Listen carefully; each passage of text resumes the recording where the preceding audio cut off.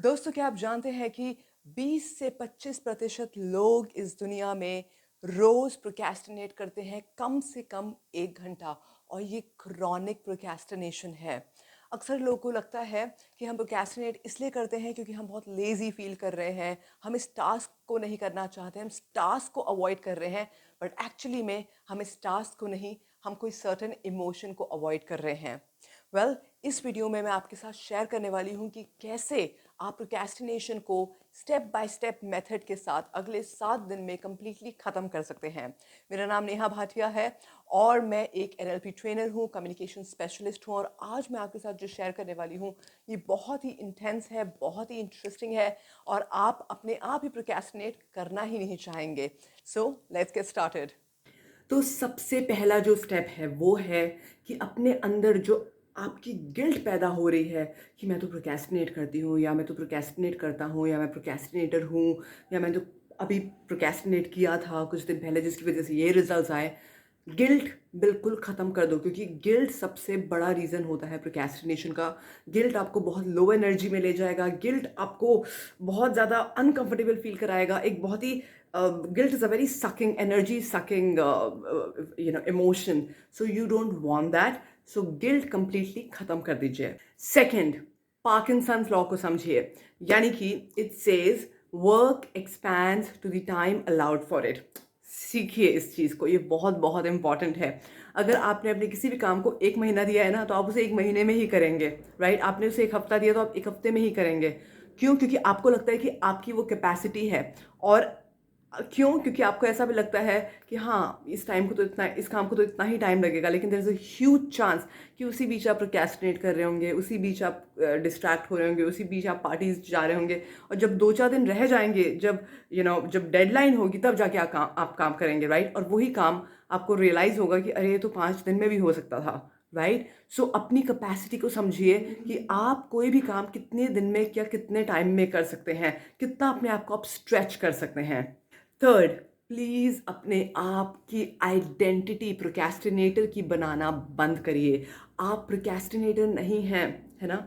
हम बोलते हैं अपने आप को हम हस्बैंड हैं, हम वाइफ हैं। वो ये सारे रोल सिर्फ छोटे छोटे पार्ट्स हैं जो कभी कभी आप निभाते हैं। तो अगर आप प्रोक्रेस्टिनेटर अपने आप को बहुत ज़्यादा बोल रहे हैं, तो वो एक बहुत बड़ा ब्लॉक बन रहा है आपकी लाइफ में आप आगे बढ़ने के लिए, क्योंकि आपने अपनी ही पहचान का एक बहुत बड़ा हिस्सा प्रोक्रेस्टिनेटर को दे दिया है। यानी कि आपका नाम लेट्स से आपका नाम सपना है, ठीक है?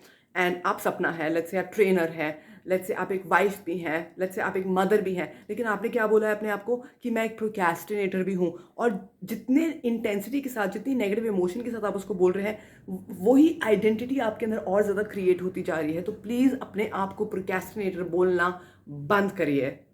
फोर्थ, प्रेशर को बढ़ा दीजिए। यस, ये आपको भी पता है और मुझे भी पता है कि जब हमारी लाइफ में प्रेशर आता है तब हम काम करने लग जाते हैं। राइट? लेकिन प्रॉब्लम कहाँ पर आती है? जब प्रेशर आता है तो हमें प्रेशर के साथ डील करना नहीं आता है। तो जब आप एक डेडलाइन को सेट करते हैं, है ना, तो कोशिश करिए कि अपनी कैपेसिटी को बढ़ाइए। जैसे मैंने सेकंड पॉइंट में बोला, अपने आप को स्ट्रेच करिए और साथ के साथ ये भी देखिए कि आप अपने प्रेशर के साथ डील भी करेंगे। क्योंकि there is a huge chance, अगर आपने प्रेशर के साथ कभी डील नहीं किया है, स्पेशली जब आप अपने आप को चैलेंज कर रहे हो, तो there is a huge chance कि आप स्ट्रेस हो सकते हो, आप एंग्शियस हो सकते हो, और उसी एंग्शियस स्टेट में आप गलत डिसीजन भी ले सकते हो।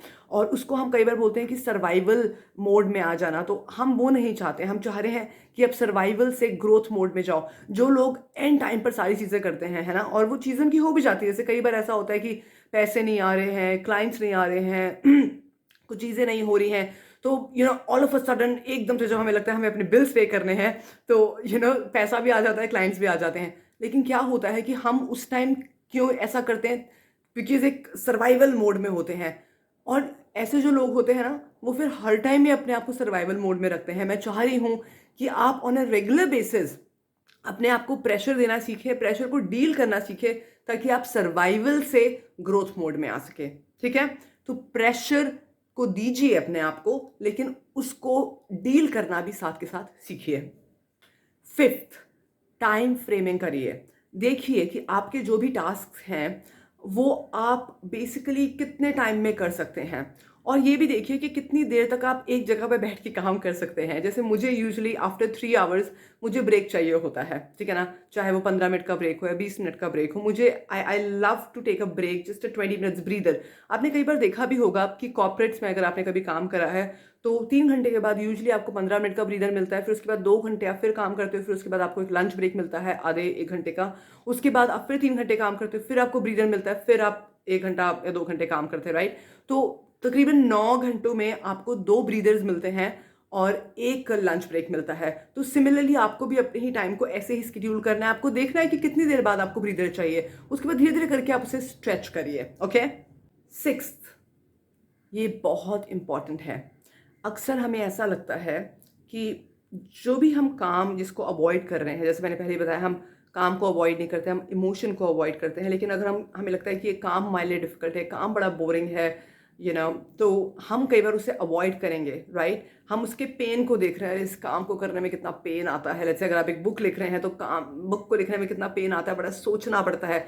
या लेट्स से अगर आप एक वीडियो बना रहे हैं फॉर एग्जाम्पल, तो आपको लगता होगा कि बहुत ज़्यादा पेनफुल काम है। पर आज ना मैं आपको थोड़ा सा यहाँ पर एक अवेयरनेस देना चाह रही हूँ कि आप अभी के प्रेजेंट के पेन को ना देखकर आप फ्यूचर के पेन को थोड़ा सा ऑब्जर्व कर लीजिए कि अगर आप इस पेन को बहुत ज़्यादा एंटरटेन कर रहे हैं तो नेचुरल सी बात है, जब फ्यूचर में जो पेन आएगा, जो अगर आप ये काम नहीं करेंगे, जो फ्यूचर में जो पेन आएगा वो इससे बहुत ज़्यादा बड़ा होगा।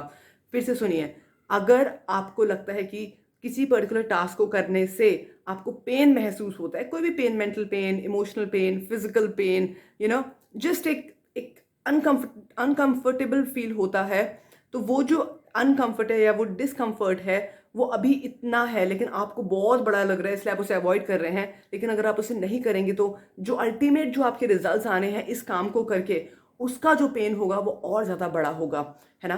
तो प्लीज़ अपने पेन को थोड़ा सा ध्यान से समझिए कि कौन से पेन को आप रैली में अवॉइड करना चाहते हो, इसको या उसको। ओके।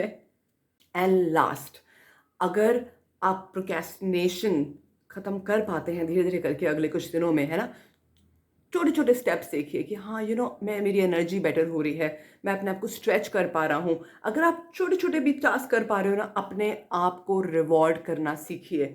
कई बार क्या होता है कि हम प्रोक्रेस्टिनेशन ख़त्म कर देते हैं लेकिन फिर भी हम अपने आप को रिवॉर्ड नहीं करते हैं। सोचिए, जब आप प्रोक्रेस्टिनेट करते थे तो कितना ज़्यादा डिस्कम्फर्ट होता था, कितना कितना आपके लॉसेस हुए होंगे लाइफ में, right. So it is very important कि आप अपने आप को रिवॉर्ड करो, क्योंकि कहीं ना कहीं आपने कुछ अकम्प्लिश करा है, आपने अपने आप को ही मात दी है, अपने उस हिस्से को मात दी है जो कि आपको आप पे हावी हो रहा था। सो इजंट इट इम्पॉर्टेंट कि आप अपने आप को रिवॉर्ड करो। सो द लास्ट स्टेप है इसकी, अपने आप को रिवॉर्ड करो। और प्रोक्रेस्टिनेशन देखना धीरे धीरे करके आपके पास आएगी ही नहीं, क्योंकि आप उस पर्टिकुलर पार्ट को अब आप एंटरटेन कर ही नहीं रहे हो।